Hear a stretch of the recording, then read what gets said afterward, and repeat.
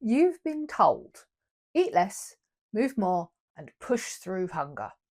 You've counted points, I know I have, tracked your macros, and you've weighed all of your portions. And whilst you might well have lost weight, your muscle mass has shrunk faster than your belly did, and your energy's been in the toilet. Here's what nobody tells you. If your blood glucose is not stable, no amount of willpower is going to fix your fatigue. So today I'm walking you through what I actually eat every day to keep my blood sugar stable, my energy predictable, and my body out of emergency mode. No calorie counting, no deprivation, just real food that works with your body, not against it. Let's do this.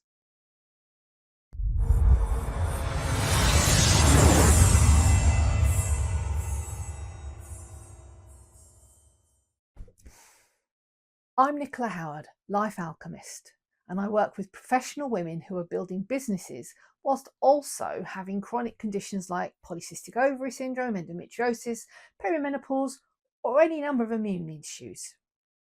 And one of the most common questions I get as we go through the stabilisation process is, well, what do you eat? Because here's the thing, we learn by example. And so you will have been given strict generic meal plans that assume that you have unlimited time, energy, and a fully functioning metabolism. You may have been told, eat 6 small meals a day, eat more celery because it takes more calories to eat it than it gives you, or maybe even track every gram of protein and don't ever mix it with starchy carbohydrate. And none of that works long term, i.e. for your life, not because you have failed, but because the evidence is built on short-term results, because of course people that constantly fail are repeat customers, but it's also based on people that have the burns everything metabolism. After all, if calories in equals calories out worked for everybody, we'd all be thin, wouldn't we? That we all aren't means that that system is wrong, not us and our bodies. The problem with the standard low calorie, low fat, high carb diet that we've been using since 1910 or so is that it's mostly based on carbohydrate. And that is a diet that converts into glucose in the body. Then a whole bunch of hormonal reactions happens that quickly squirrels that glucose away and either uses it or stores it, because leaving it hanging around in your blood is highly damaging to blood vessels and other tissues. And of course, if you're a burns everything body, you use more glucose than you store. And because carbohydrate is energy, you feel fine and you remain slender, even if you are storing up issues for the future. That's another video. However, most fat people, me included, are in what's called a fat and easily body, lipophilic. And yes, that means that we store more glucose than we use. The body is literally locking away that energy that you need to feel great, meaning that your blood glucose is then going to plummet and you feel hungry and your hypothalamus tells you to go and eat some more carbohydrate. Because of course, when your blood glucose is unstable, the body is in constant emergency mode. Awooga, awooga, we're in danger because there's no food around. Even though there is and we've been eating it, the body is very good at storing it. It holds on to it. And of course, that's going to crash your energy as well as ramp up our cravings and make every decision feel harder than it actually should be. Now, stabilising blood glucose is not about restriction and low calorie. It is about giving your body metabolic safety with nutrition. So today, I'm talking about exactly what my blood sugar stable day looks like. This is not prescriptive. It is simply a template that you can use and adapt.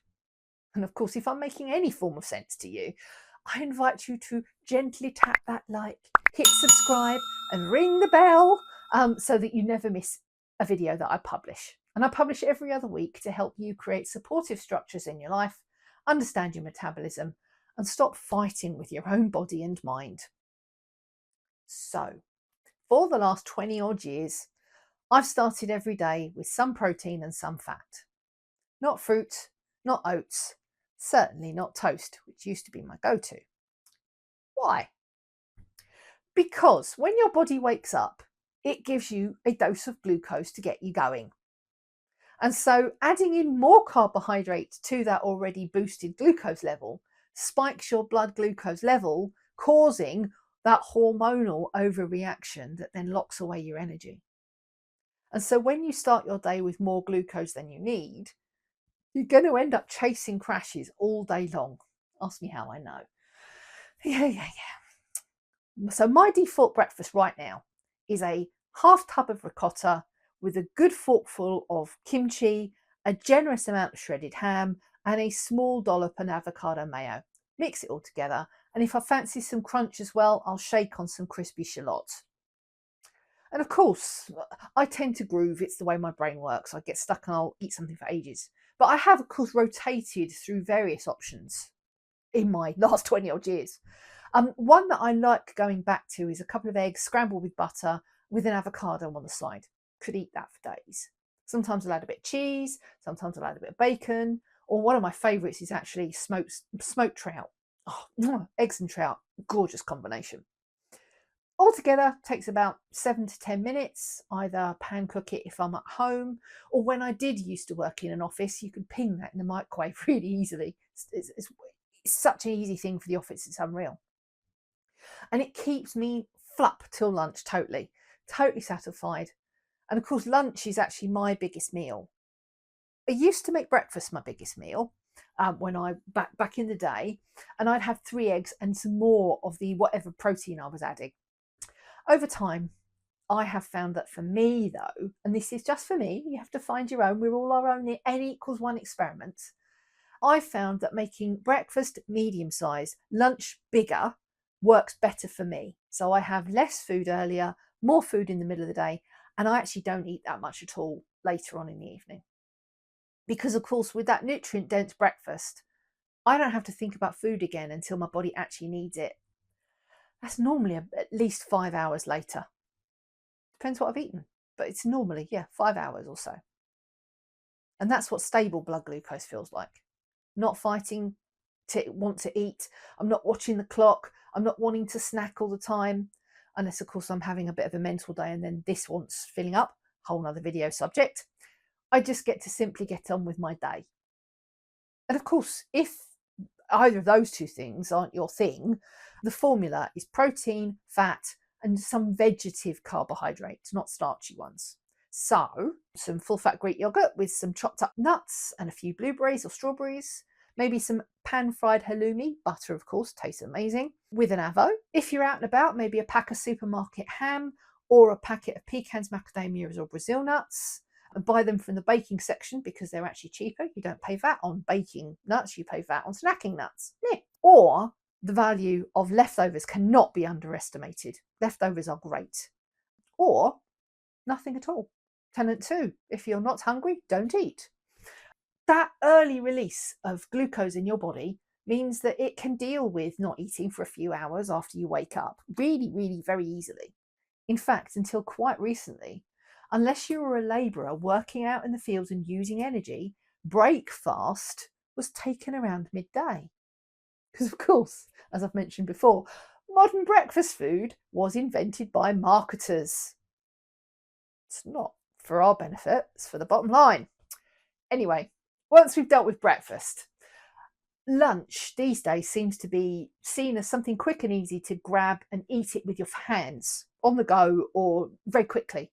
A sandwich, a wrap, or a small salad with a bit of chicken, some low-fat dressing, something that's just dismissed.